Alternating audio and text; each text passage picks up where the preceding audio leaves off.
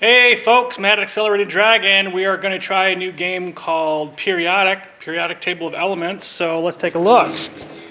We've got the Periodic Table of Elements, everybody's dreaded thing, but we're going to turn this into a game apparently. So we take our little beakers, we put our beakers on our first card, and whoever plays second would take their beaker and throw it on one card passed, and then so on. Go around the table, 1, 2, 3. Everybody's skipping one. And then to place your token on, your token is basically your little beaker here. You're going to take whatever group you're in. I'm in halogens, so I'm going to take the lowest number halogen I can place it in, which is fluorine. Everybody knows that. Okay, so that's your starting points, and everybody would start in their lowest things. The alkali metal would be pinks. The lowest one is lithium, so on. So to play this game, everybody gets a little agenda. So you have these card called agendas, and everybody would get you get to draw a couple of them and then figure out what you like. And then you have different things that they do, different ways to gain different points for your particular version of however you're playing.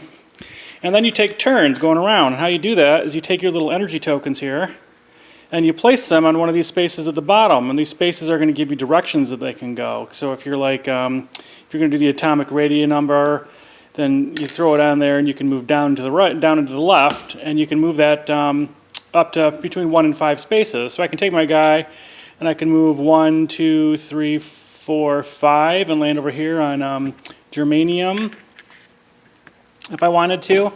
And what I'm kind of trying to do is I'm trying to either fill my goal from my agenda, or I can try to take these cards up here, which means that I would have to all these symbols here that are out in the periodic table are matching what's on the cards at the top. So these are the green, which is what metalloids, and then the binding of 2, which is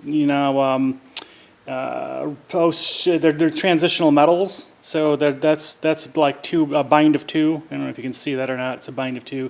This is a bind of 3 and a bind of 4. So those are just out here in the chemistry chart, and that's they're actually related. So we have let's see, well, let's find a good one. Gold. Here's gold and bismuth and radon. So you have the symbols for purple on gold here, and then bismuth and radon. And then if you wanted to get one of those and you move your token and happen to land on gold, let's say, then I can take one of my little cubes and I can place it on the card that says I've landed on gold.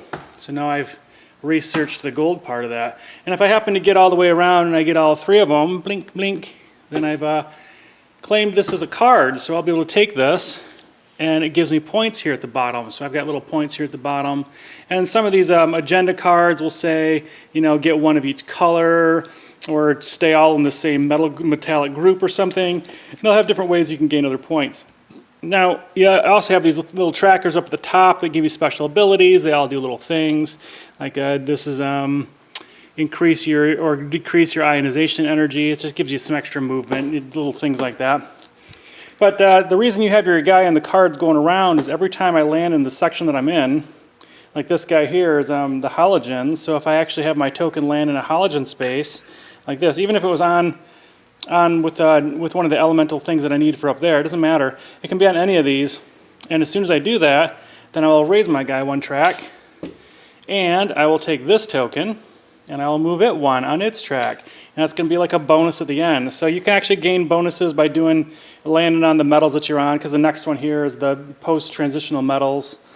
So if I landed on those, and it highlights what they are, so you just land on the blue section, come down here, land on there, then I can increase this guy on the track, and then if I want to, I can put a thing on bismuth, because bismuth has a little token on it, and go up there and throw it on bismuth. So you can kind of do multiple things, or you can just follow the track around. You keep changing cards, you come around here with your things and keep going around in circles and gain points for your track here. You can get some extra points. They have these little symbols here. The first person that gets here is the only person that can be there. There's only 1 dot. There can only be 2 people here. So if you're playing with 5 people, only 3 of them can be on these 2 spaces. The other 3 can be here. So there's some neat, interesting things about this. You don't have to know that much about chemistry to make this work. It's a lot more moving around the board and using these things correctly. When you run out of energy tokens, you've spent all this like that, then you can spend a turn to take all of these, and you get 1 turn of this, and you get the tokens that were on it. So that's how you would gain energy back. And then you keep playing around. It's a pretty simple game to play. It looks a lot harder than it is because everybody's terrified of the chemistry tables, but it's not terribly chemistry oriented. It's just move around the board kind of game with paying attention to what you're looking for. It's not really all that difficult. I think that this is going to be an easy game to play. You might learn a few things, like what radiotherapy has in it, things like that. It's just fun. All right, that's why we play.